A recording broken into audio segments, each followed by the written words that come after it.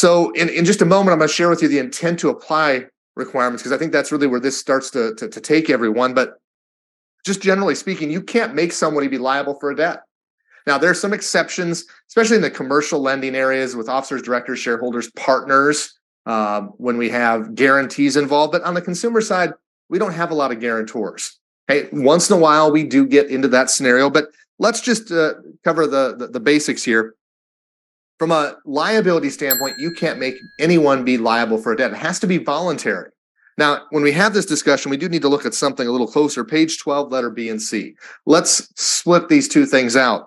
When it comes to liability, I can't make people sign. It has to be voluntary. When it comes to security documents, that's a different story.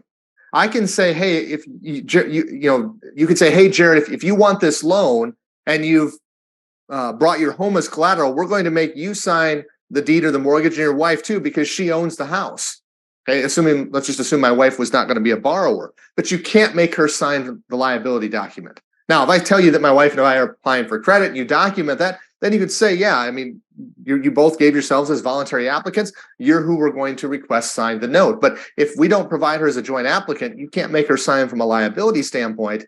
But because we own the home jointly, and that's going to be the collateral, you could make her sign the security document. So liability, no. Security documents, yes, when it comes to making people sign things.